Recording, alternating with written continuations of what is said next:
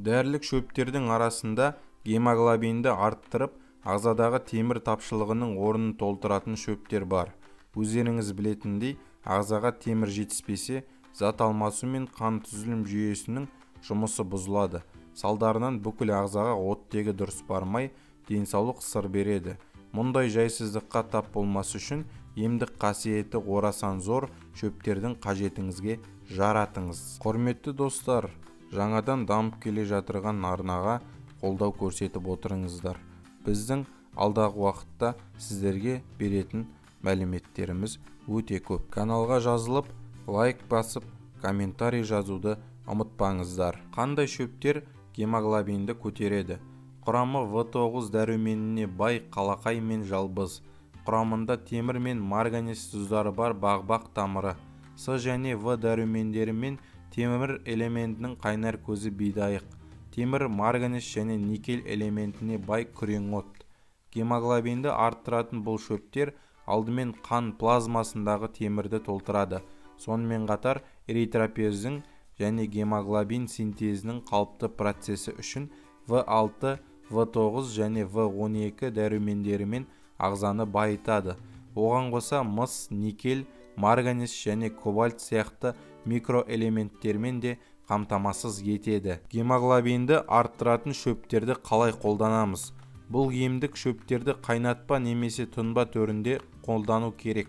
Ал оны қанша мөлшерде және қанша рет ішу керектігін дәрігер ұсынады. Ендеше ем болатын бірнеше әдістерді ұсынамыз. Бірінші әдіс: 200 мл қайнаған суға біраз қасық беде гүлін салып араластырасыз. Ыдыстың бетін жауып, жарты сағатқа қалдырыңыз. Белгіленген уақыттан соң дайын болған тұнбаны сүзіп алып, 1-3 стақаннан күніне 3 рет ішіңіз. Емді тамақтан алдын қабылдау керек. Емделу мерзімі 25-30 күн. Екінші әдіс: 6 шай қасық шайқурай, 4 шай қасық тауқалағай және 3 шай қасық жолжелкен шөбін араластырасыз. Осы қоспаның біраз қасығын 1 стақан қайнаған суға салып, отқа қойыңыз. Қатты отта 1 рет қайнаған соң оттан алып бетін жауып қоясыз.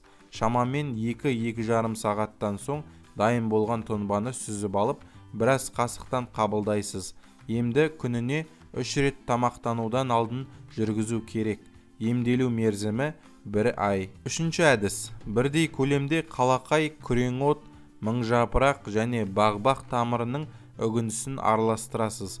Осы қоспаның біраз қасығын 250 мл қайнаған суға салып, бетін жайып демдеп қойыңыз. Тура 2 сағаттан соң дайын болған тұнбаны сүзіп алып, күніне 3 рет ішесіз. Емді тамақтанудан 25 минут алдын қабылдау керек. Емделу мерзімі 60 күн. Төртінші әдіс: 5 шай қасық қалақай, 3 шай қасық таран, 1 шай қасық жалбыз араластырасыз. Осы қоспаның 1 шай қасығын 200 мл-ден қайнаған суға араластырып тұндырып қойыңыз. Тура жарты сағаттан соң дайын болған тұнбаны сүзіп алып, 50 мл-ден күніне 3-4 рет ішіңіз. Емді тамақтан алдын қабылдау керек. Мөлшерімен шамалы асып кетсе, түкте болмайды деп өз бетіңізше үкім шығармаңыз. Белгіленген мөлшермен ғана қолдануға кеңес береміз. Егер артығымен ішетін болсаңыз, басқа да ауруларды асқындырып алуыңыз ғажап емес. Мәселен, шайқурай тұнбасын артығымен ішсеңіз, қан қысымыңыз көтеріліп, қан тамырларын жарып жіберу мүмкін. Оған қоса, басыңыз айналып, денеңізге бөртпе басады. Ал күреңот жүйкені тынықтырады. Ал артығымен ішсеңіз, жүрек қағысын жиілетіп, беймаза күй сыйлайды. Осы сияқты басқа да емдік шөптерді артығымен қабылдасаңыз, пайдасынан зияны басып түспек. Сондықтан да дәрігер ұсынған мөлшері мен уақыттан қатаң түрде сақтаңыз.